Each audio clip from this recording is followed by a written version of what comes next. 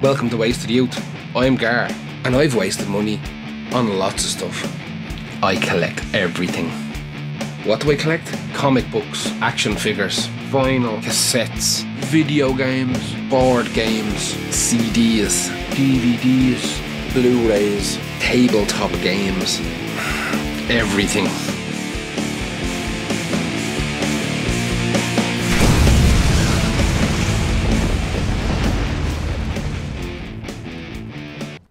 Hey gang, it's me, I'm back. I was gone for a while. It was Christmas, it was New Year's, then it was my birthday, a bunch of other stuff, a lot of other stuff to do with the Lost Art podcast, and I got a load of new equipment. I got a cool kind of light box thing. I'm going to show you that now in a few minutes, and a new big light ring thing, a big ring light, is that what you call them? I don't know. I think they're for like TikTok dances or something, but it suits the room perfect, and it also means you can actually kind of see what's going on a little bit better. I also don't have every single light turned on in the room. Makes a big difference to me. So we're going to do He-Man and the Masters of the Universe.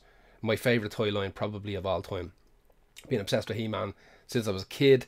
I was never so much into actually He-Man himself or Skeletor. I do like him, but I was always more into the weird menagerie of sidekicks and bad guys and good guys and weird vehicles. It was just the craziest mix of action figures ever. The vehicles were mental, the play sets were crazy, all of it was crazy.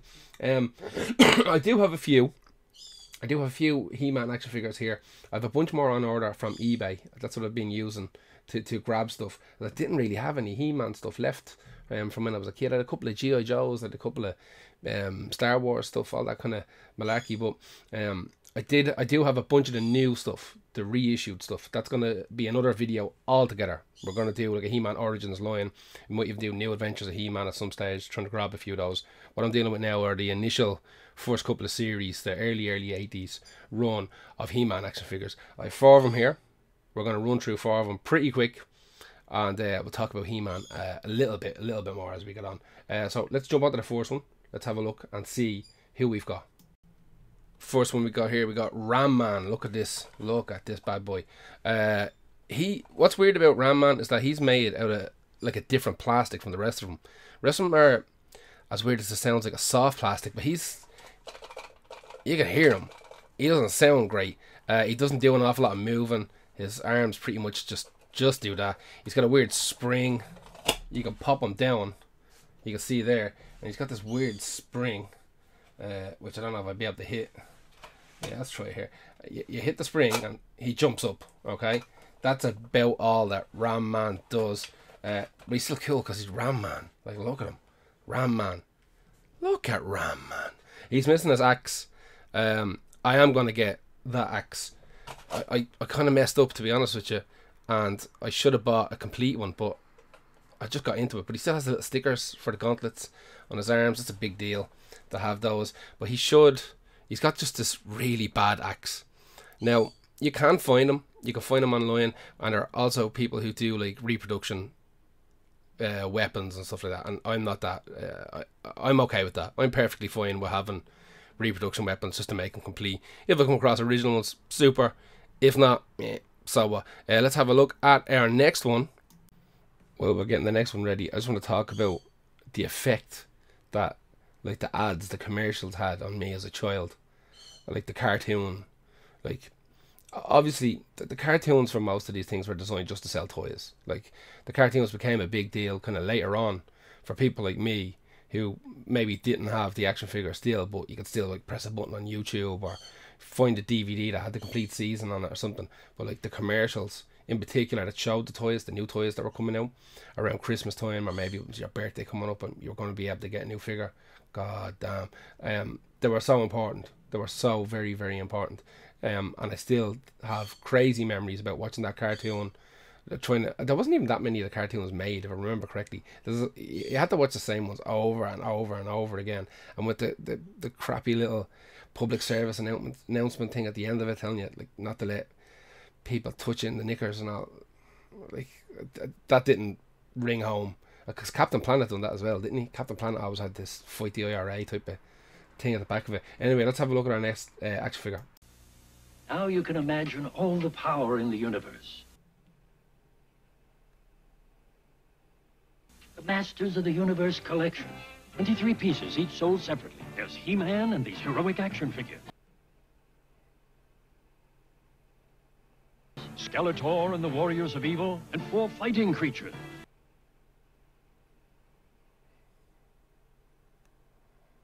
Castle Grayskull, Point Dread, and the Talon Fighter. You put them together. And battle machines like the attack track, batteries not included. What would you do with all the power in the universe?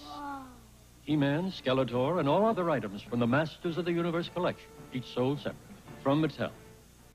Okay, next one up is Manny Faces. He's one of the original, second series of action figures. A lot of the heroes had like kind of spring actions on their waists. A lot of guys just for throwing punches and stuff like that.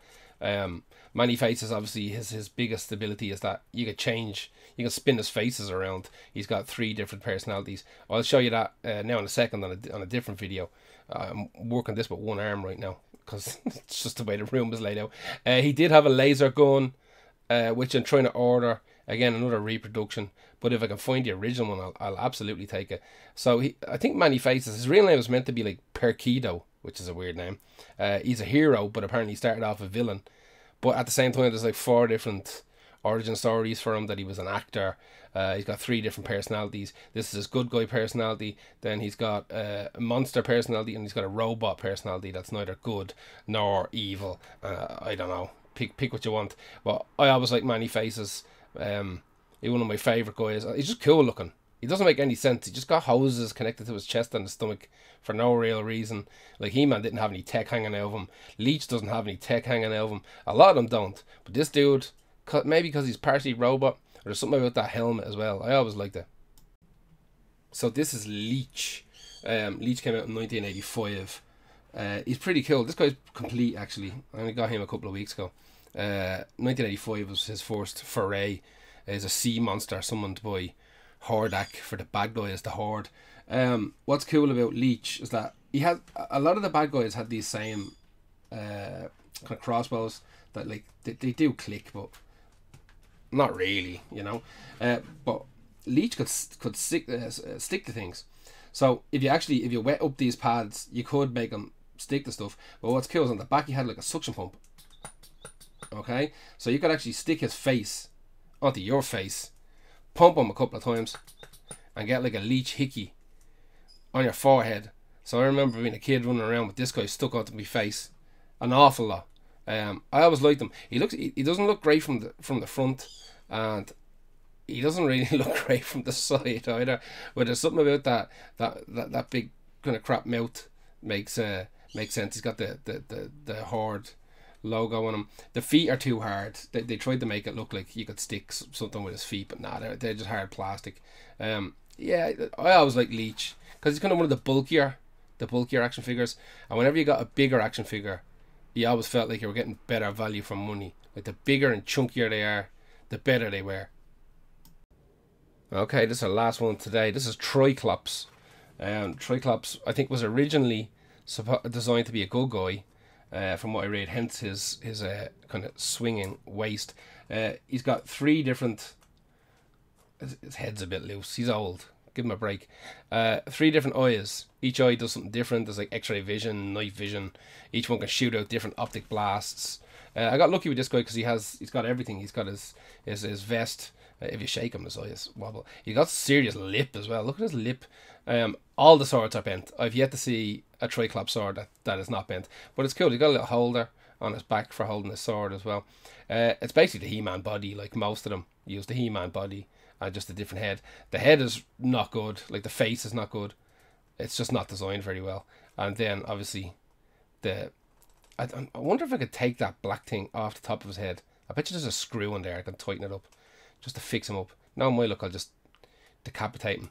But yeah, he's got 3 different visions. I always liked him. He's one of the weaker kind of bad guys. He doesn't make a lot of sense. Like 3 eyes. I don't know. Apparently he used to fight He-Man to a standstill. He's one of the only ones that can match him strength-wise. I don't know. It sounds like nonsense to me. There's only one He-Man. That's I got into it there. That's Triclops. Yeah, that's Triclops. Alright, so that's 4 He-Man action figures. Got in the back, we got Triclops, like I said. Triclops is alright. He's okay. Yes, his sword comes off and it fits in his. He's got a little thing in his back, so he can rock around looking. Apparently, he can look in 3 directions at once. I don't know. That's what they say. That sounds like a not the greatest power in the world. Leech, as I said, you can stick him to your head. You can stick Leech to your head. If you leave it on there long enough, it looks like you're cheating. And who gives each other hickeys on the forehead. We can do it anywhere. That's Leech.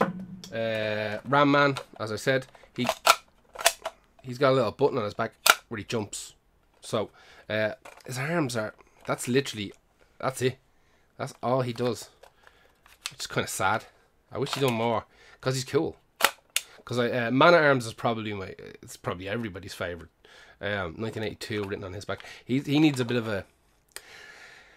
What do you do if he needs painting?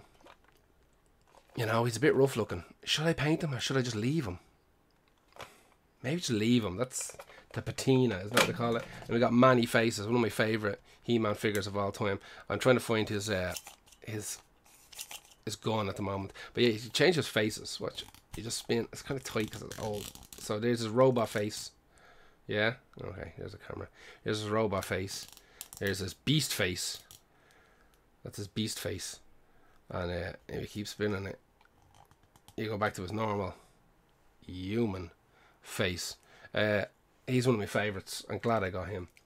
I have the Origin series, which is the new series of He-Man toys that are pretty much close enough to being exact replicas of these original 80s ones. I have a bunch of those as well. I'm going to do a video on them. They're all boxed. I have no boxed Masters of the Universe originals. I will have one in a couple of weeks. I got very lucky and I was gifted one. So definitely going to make a video including that. All boxed original stuff. That's a big deal. That's a big deal. That's it for now. Back in a week or two. I'll probably do another wrestling one because I've done 2 guest spots on other podcasts that are kind of wrestling related, so people seem to be interested in that, and I have a bunch of wrestling stuff, so we'll get around to that at some stage. See you again in a week or two. Rate, review, subscribe, share, all the malarkey you're supposed to do on YouTube, and keeps me interested, gives me something to do, and I'll talk to you again in a week or two.